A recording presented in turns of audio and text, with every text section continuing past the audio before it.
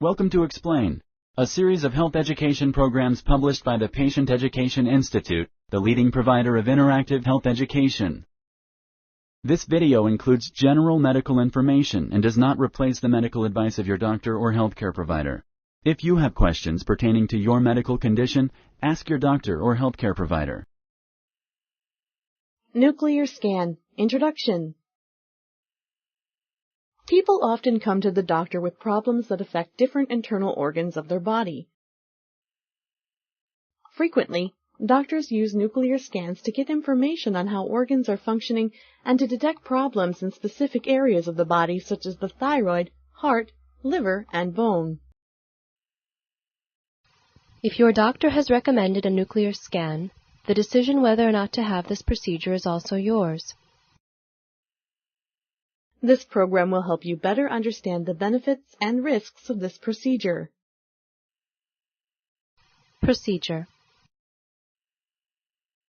Depending on the organ your doctor wants to look at, you can have a somewhat different nuclear scan than someone else. The major difference between the different scans is the pharmaceutical compound used and the way it is administered. Compounds that contain radioactive material are delivered into the body. An image is then taken of the body with a special machine that detects the radioactive compound. Radioactive materials emit a very weak radiation that is picked up by special machines. After years of research, it has been proven that this very weak radiation poses no measurable health risks, except possibly for unborn children. Compounds that tend to settle in the thyroid are used for thyroid scans. Compounds picked up by the heart are used for heart scans. The same is true for the bones, liver, and other organs. Using these tests, doctors can determine whether your thyroid is over or under functioning. Cardiac or heart problems can also be detected. Bone cancer, fractures, or degeneration can also be detected.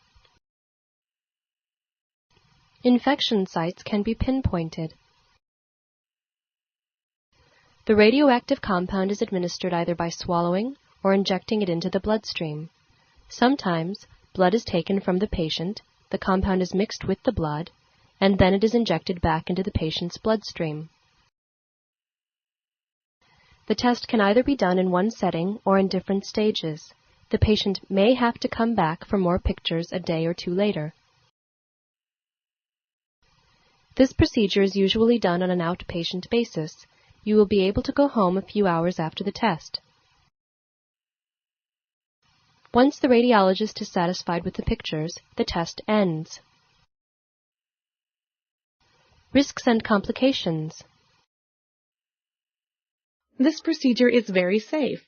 There are, however, very few possible risks and complications. These are very unlikely but possible. You need to know about the possible risks and complications just in case they happen. By being informed, you may be able to help your doctor detect complications early. Radioactive materials are used during this procedure. The amount of radiation during this test is deemed safe. However, this same amount could be dangerous for unborn children. It is therefore very important to make sure you are not pregnant before an elective radiological test. Some people may have allergies to the compounds used in this test. Make sure to tell your doctor about your allergies and about any possible reactions to any sort of dye used on you in the past. This is very rare. Sponsored by the Patient Education Institute. www.patient-education.com. Over 5,000 videos and interactive tutorials. If you like this video, please like and share. For similar videos, subscribe to our channel. Summary. A nuclear scan can be helpful in detecting problems in many of the internal organs. Different organs may need different types of compounds, and the compounds may need to be swallowed or injected into the blood.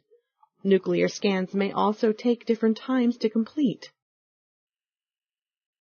This scan helps detect problems in organs such as the heart, liver, bones, and thyroid. Nuclear scans are very safe. Risks and complications are exceedingly rare. Knowing about them will help you detect them early if they happen. Thank you for using Explain.